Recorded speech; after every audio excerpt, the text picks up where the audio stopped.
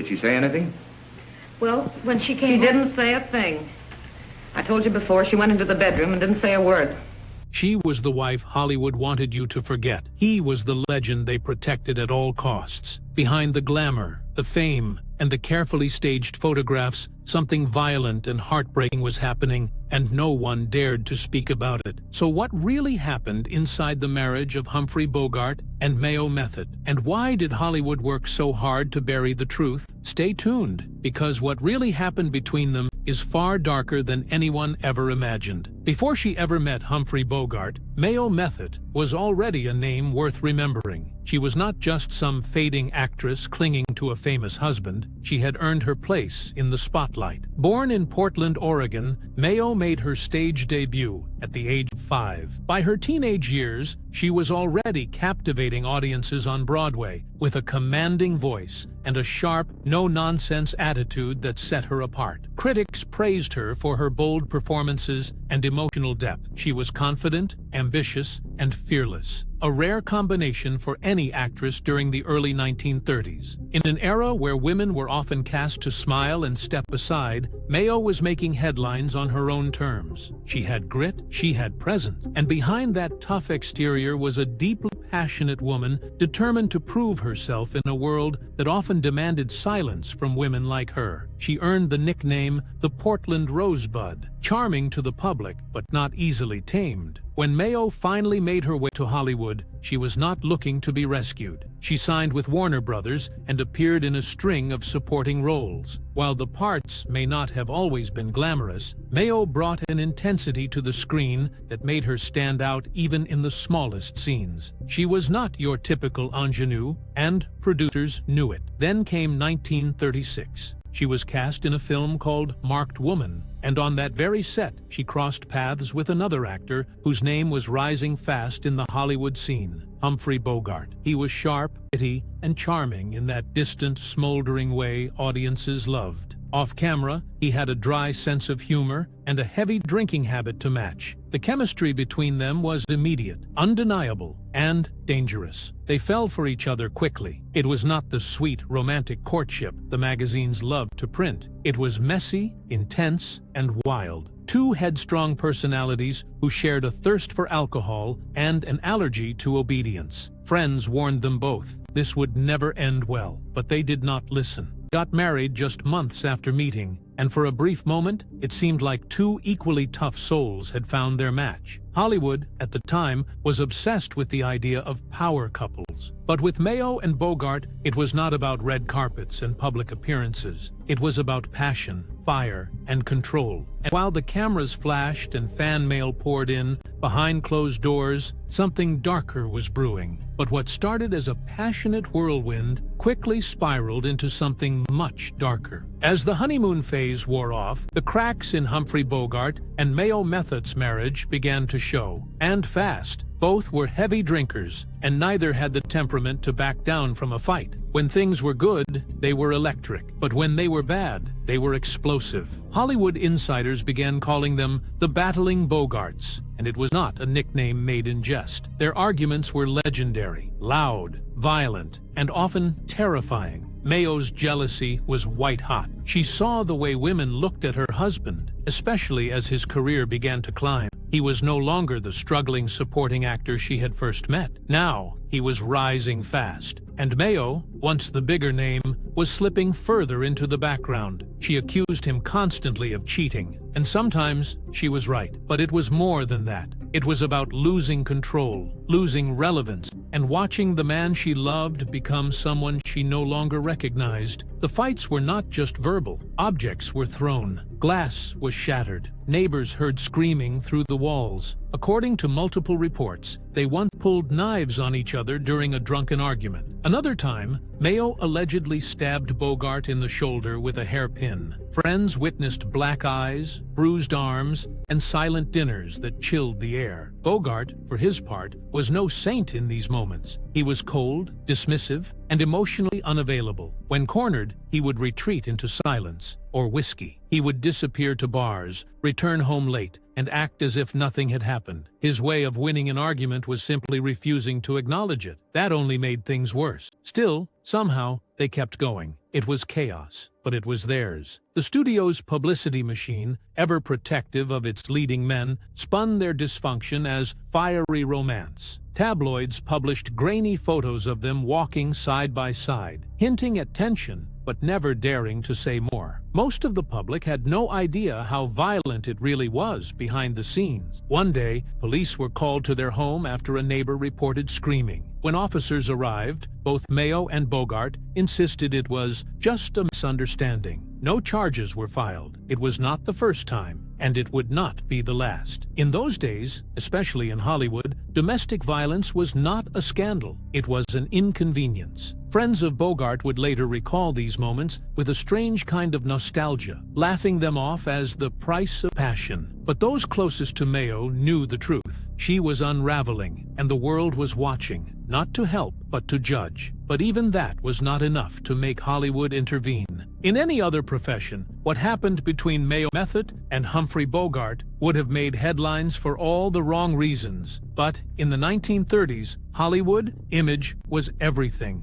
and Bogart was becoming too valuable to fail. Warner Brothers, the studio that had Bogart under contract, saw the growing chaos in his marriage not as a moral concern, but a public relations problem. And so they did what Hollywood did best. They covered it up. Studio fixers were assigned to keep tabs on the couple and intervene before anything could reach the papers. They paid off gossip columnists. They threatened photographers. They carefully fed the press stories that painted Bogart as a hard-working actor and Mayo as the unpredictable wife standing in the way of his greatness. It was not about truth, it was about control. Inside the studio system, power ran top-down. Bogart was becoming a box office draw, and that meant the machine would protect him at any cost. Mayo, meanwhile, was increasingly viewed as a liability, difficult, dramatic, and above all, disposable. She had once been a rising star, but now she was seen as just another angry woman standing between Hollywood and one of its future icons. When violent incidents occurred at home, they were never reported to the press, at least not accurately. One insider recalled that publicists kept a list of approved talking points in case anyone asked about the couple's fights. Everything was rewritten as passionate disagreements or domestic tension blown out of proportion. The reality, broken bottles, screaming matches, bloodied lips, was quietly erased. Even the nickname, the Battling Bogarts, became a kind of joke in the press, something to be laughed at rather than questioned. Columnists would write lines like, "Looks like the sparks are still flying in the Bogart household," as if physical violence was some quirky marital trait. Audiences ate it up. No one asked for details. What few people knew at the time was just how coordinated the silencing was. Mayo had tried, more than once, to go public about the abuse and the emotional toll it had taken on her. But every time, the stories were pulled, the quotes removed, or the interviews edited beyond recognition. Bogart's handlers made sure her voice never reached the public in full. And perhaps most damning of all, even Bogart's closest friends played along. They mocked Mayo behind her back, calling her Sluggy, a cruel nickname referencing her drunken outbursts and supposed love of throwing punches. It stuck. Even decades later, people referred to her that way without ever questioning what had really happened behind closed doors. Mayo,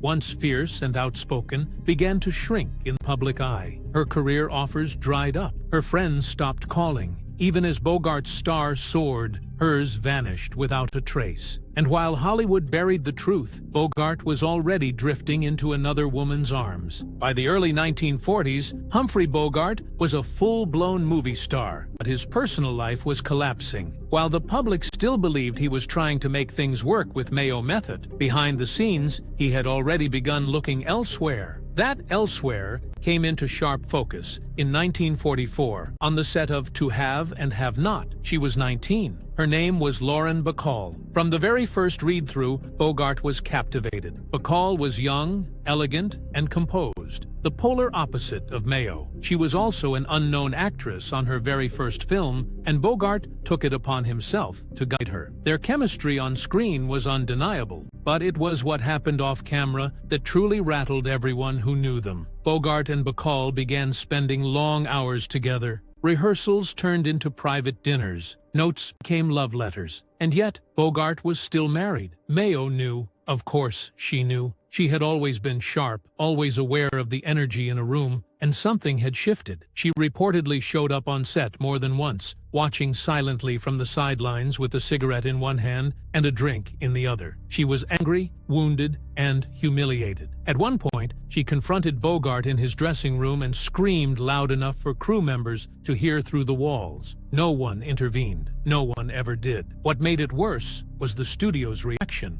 or lack of one. Warner Brothers executives actually encouraged the Bogart-Bacall pairing. From their perspective, it was a publicist's dream. Bogart, the hard-boiled leading man, and Bacall, the sultry new starlet, it was box office gold. Mayo, with her wild reputation and increasingly erratic behavior, was a problem they were eager to phase out. She no longer fit the story they wanted to sell. Bogart began spending more nights away from home. Mayo was often left alone, stewing in rage and heartbreak. Friends said she started drinking more heavily than ever before. One of them even claimed she stopped answering her phone because she could not bear hearing another person ask, "Have you seen the papers?" The affair continued in plain sight. Bacall, though still barely out of her teens, was already being shaped into the perfect counterpart to Bogart's image. The studio put them on magazine covers. Fans swooned. No one asked what had happened to the wife he still legally had at home. When Mayo confronted Bogart directly and demanded he choose, he did not even pretend to hesitate. He left their shared home, filed for divorce, and never looked back. There were no public apologies, no statements,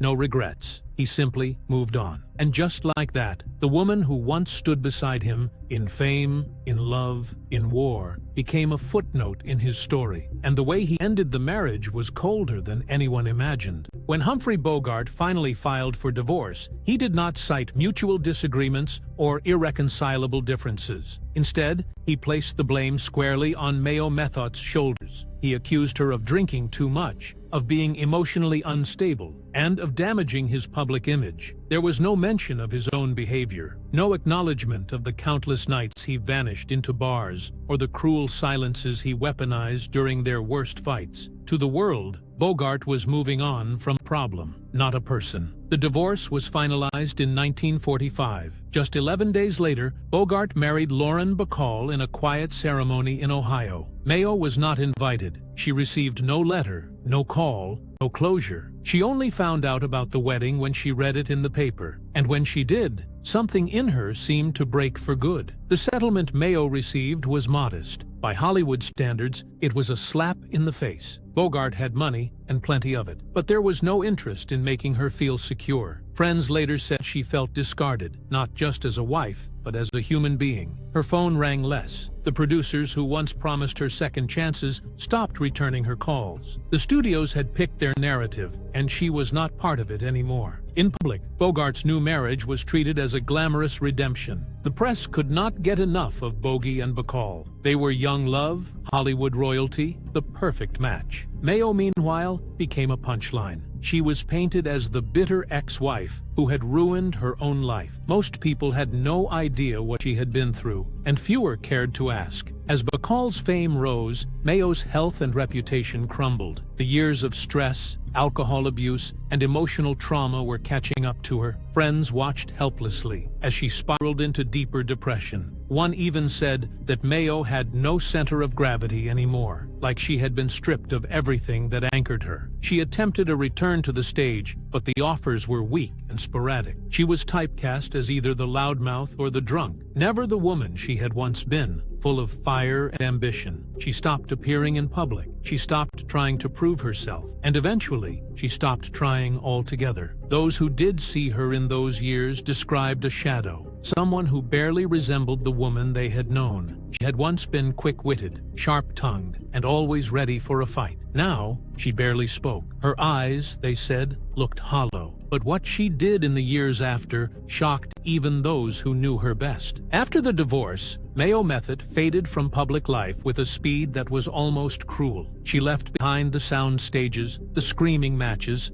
and the spotlight. But what she entered was something far lonelier. By the late 1940s, Mayo was living alone in a modest apartment in Portland, the same city where she had once been crowned the Portland Rosebud. The name no longer fit. The spark was gone. Her health declined quickly. Years of alcohol abuse had taken their toll, both physically and mentally. She suffered from chronic depression, and the few friends who remained worried she was slipping into something she could not return from. She was no longer working, no longer acting, and no longer fighting. She just stopped trying, stopped reaching out, stopped living in any meaningful way. There was no comeback, no redemption arc, no dramatic return to the stage. Mayo simply disappeared, and Hollywood let her. It was more convenient that way. She had become a ghost of herself, of her marriage, of everything she had once represented. She did not make headlines anymore. She did not draw crowds. In the eyes of the public, she had ceased to exist. When she died in 1951, it was quiet. There were no tributes from the Academy, no memorials, no Hollywood stars flying in to pay their respects. Her passing was marked by a few short paragraphs in the local papers,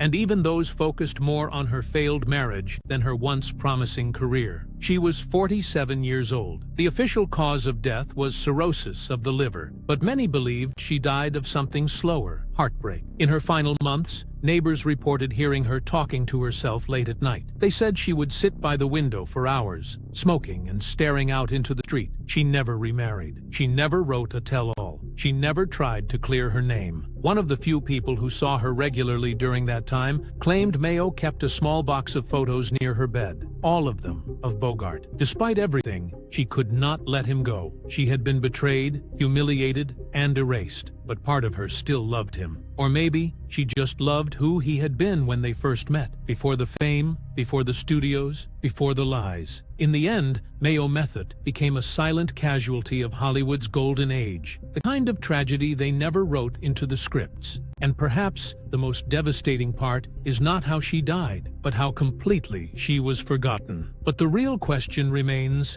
was Mayo truly the villain, or just the easiest one to blame? In the decades that followed, Humphrey Bogart was transformed into something larger than life. The brooding anti-hero, the face of film noir, the man who made tough look romantic. Hollywood built a myth around him, and in that myth, there was no room for Mayo Methot. She was edited out of the picture, left behind like an unwanted chapter in a best-selling novel. The legend of Bogart and Bacall became iconic. They were portrayed as soulmates, a rare example of true love in the ruthless world of fame. Classic film retrospectives, biographies, and documentaries focused almost entirely on Bacall, young, elegant, loyal, the perfect partner. And Mayo, if she was mentioned at all, it was in passing, with words like troubled, unhinged, or violent. No one questioned where those labels came from. No one bothered to ask what her side of the story might have been. This rewriting of history was not just cruel, it was calculated. Biographers often leaned on studio-approved accounts, most of which had been carefully curated to keep Bogart's legacy intact. Even respected film historians repeated the same language. Mayo was difficult. Mayo was jealous. Mayo was the reason the marriage failed. But what about the violence?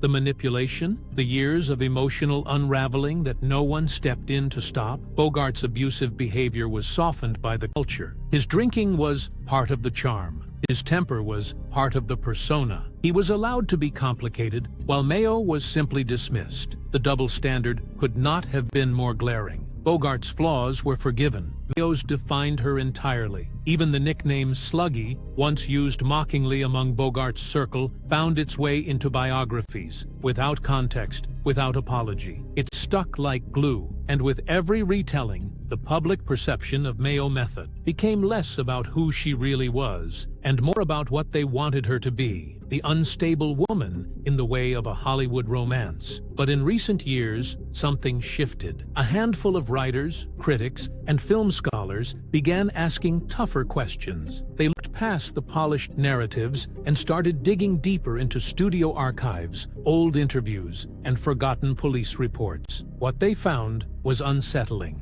A clear pattern of suppression, bias, and silence. And tucked away among Mayo's final belongings was a letter, handwritten, unsigned, unsent. It was addressed to Bogart. In it, she poured out everything: grief, anger, regret, and still love. She never mailed it. Maybe she was afraid he would not read it. Or maybe, deep down, she knew he never deserved it. Either way, letter said what no headline ever did, that behind the bruises and bitterness was a woman who still felt everything, even after Hollywood stopped feeling anything for her. Hollywood gave us an icon in Humphrey Bogart, but to do it, they buried a woman's pain so deep most people never even knew it existed. Mayo Methot was not perfect, but she was not disposable either. She had a voice. They just made sure we never heard it, and that might be the most heartbreaking part of all.